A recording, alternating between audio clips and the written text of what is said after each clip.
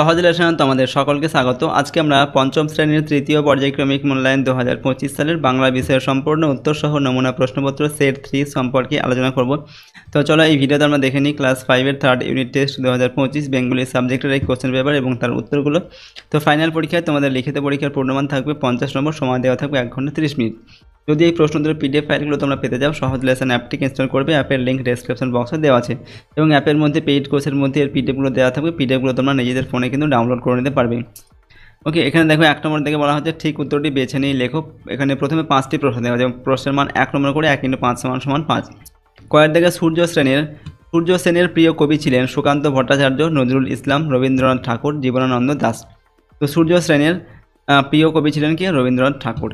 এরপর ক্ষয়ের দাগে ক্ষুদিরাম ছিল কুমোর, ছুতোর, তাঁতি, পুরোহিত। তো ক্ষুদিরাম ছিল হচ্ছে পুরোহিত। এরপর হচ্ছে গয়ের দাগে বোম্বাগড়ের মানুষ চোখে আলতা মাখে জ্যোৎস্নার রাতে। এরপর অমাবস্যার রাতে না দুপুরবেলায়। তো বোম্বাগড়ের মানুষ চোখে আলতা মাখে জ্যোৎস্নার রাতে। ঘয়ের দাগে গভীর বনের ভিতর ছিল বাবলা, অশ্বত্থ না ফণিমনসের গাছ। তো গভীর বনের ভিতর ছিল হচ্ছে ফণিমনসের গাছ। নেক্সট হচ্ছে তালসুপুরির বন ছাড়াও আর যে বনে কবির নিজেকে একলা মনে হয় না তা হলো আম, জাম, শাল বনে। উত্তর লিখবে এখানে শাল বনে। এরপর হচ্ছে 2 নম্বর দাগে পূর্ণ বাক্য উত্তর লিখতে হবে 1 × 5 = 5। কয়ের দাগে বোকা কুমিরের কথা গল্পটির লেখককে। তো বোকা কুমিরের কথা গল্পটির লেখক হলেন উপেন্দ্র কিশোর রায়চৌধুরী। কয়ের দাগে হচ্ছে বোম্বাগড়ের লোকেরা সর্দি হলে কি করেন? তো বোম্বাগড়ের লোকেরা সর্দি হলে ডিগবাজি খায়। এর পরের প্রশ্ন, জটি পিসিমার বড় মেয়ের নাম কি? তো জটি পিসিমার বড় মেয়ের নাম হচ্ছে লাবণ্যদী। এরপর কবি শঙ্খ ঘোষের মাথায় আশীর্বাদের মতো কি ঝরে পড়ে? কবি শঙ্খ ঘোষের মাথায় আশীর্বাদের মতো গাছের পাতা ঝরে পড়ে। এরপর মাস্টারদা কোন পাহাড়ের উপর লড়াই করেছিলেন? উত্তর লিখবে মাস্টারদা জালালাবাদের পাহাড়ের উপর লড়াই করেছিলেন। পরের প্রশ্ন 3 নম্বর দেখে সংক্ষেপ উত্তর লিখতে হবে যে কোনো 4টি, প্রশ্নের মান 2 নম্বর করে। 4 × 8 নম্বর দেওয়া আছে। কয়ের দিকে ছোট্ট ফণিমনসা গাছের দেমাকে মাটিতে পা পড়ছিল না কেন? তো বনের পরই ছোট্ট ফণিমনসার গা ভরে পালং শাকের মতো কচি নরম সবুজ পাতা দিয়েছিল, তাই ছোট্ট ফণিমনসা গাছটির দেমাকে মাটিতে পা পড়ছিল না। কয়ের দিকে মাস্টারদার আদর্শ পুরুষ কারা ছিলেন? তো রামকৃষ্ণ এবং বিবেকানন্দ ছিলেন মাস্টারদার আদর্শ পুরুষ। গয়ের দাগে কবির মনে কখন আর কোনো দুঃখই থাকে না? তো কবি শঙ্খ ঘোষ যখন একলা শালবনে ও তালসুপুরির বনে উপস্থিত হন তখন তার জীবনে আর কোনো দুঃখই থাকে না। বোম্বাগড়ের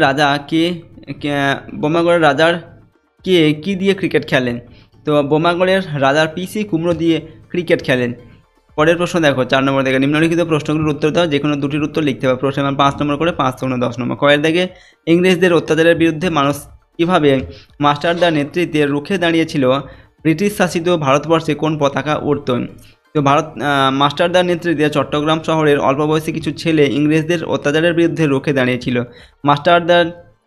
মাস্টারদার কথা মতো ছেলেরা চট্টগ্রামের অস্ত্রাগারে, টেলিফোন এবং টেলিগ্রাফের অফিসে আগুন লাগিয়েছিল, রেলের লাইন ভেঙেছিল, মালগাড়ি উল্টে ট্রেন চলাচল বন্ধ করে যোগাযোগ ব্যবস্থা বিচ্ছিন্ন করেছিল। এভাবেই ইংরেজদের অত্যাচারের বিরুদ্ধে মানুষ রুখে দাঁড়িয়েছিল। ব্রিটিশ শাসিত ভারতবর্ষে উড়ত ব্রিটিশ পতাকা, ইউনিয়ন জ্যাক। ঠিক আছে। এরপর দেখো ক্ষয়ের দেখা জটি পিসিমার বাড়িতে কোন বারে কেন তালের প্রয়োজন হয়েছিল? কে কীভাবে জটি পিসিমাকে তাল জোগাড় করে এনে দিয়েছিলেন?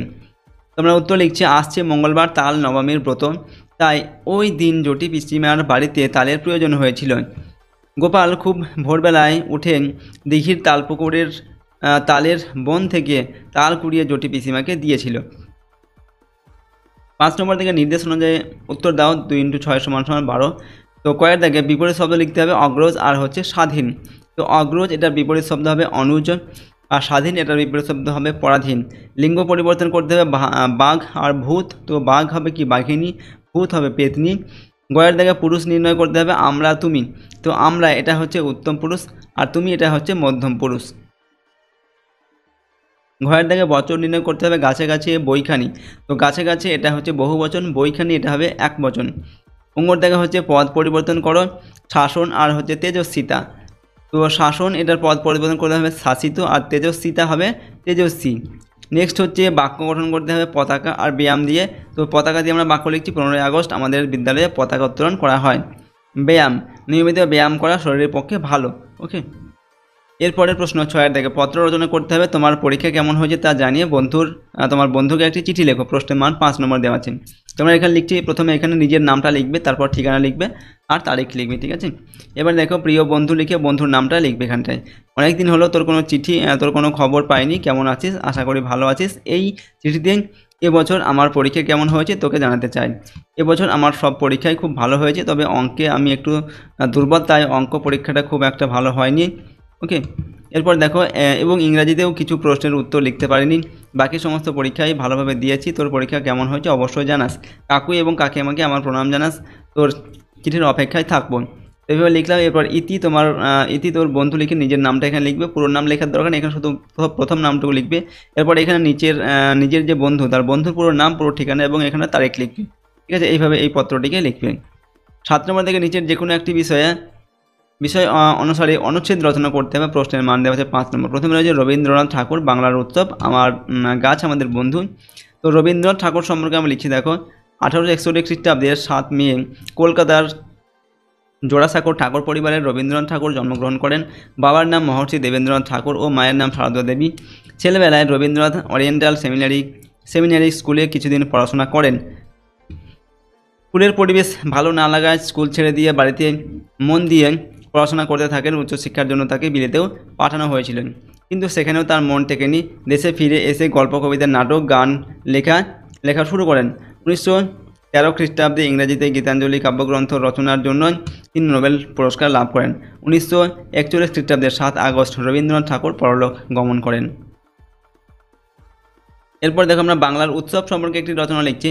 মানব জীবনের একটি অপরিহার্য অঙ্গ হলো উৎসব। উৎসব মানুষকে আনন্দ দেয়, প্রসারিত করে তার অস্তিত্বকে। বাঙালি জীবনে সারা বছর ধরে অজস্র উৎসব লেগে থাকে। হিন্দু বাঙালির প্রধান ধর্মীয় উৎসব হচ্ছে দুর্গাপূজা। দুর্গাপূজা ছাড়া কালী পূজা, সরস্বতী পুজো, লক্ষ্মী পুজো, বিশ্বকর্মা পুজো, মনসা পুজো প্রভৃতিও বাংলার বিশিষ্ট ধর্মীয় উৎসব। মহরম, ঈদ, শবে বরাত প্রভৃতি মুসলমান সম্প্রদায়ের উৎসব বাঙালির জীবনের সঙ্গে অবিচ্ছেদ্যভাবে জড়িত।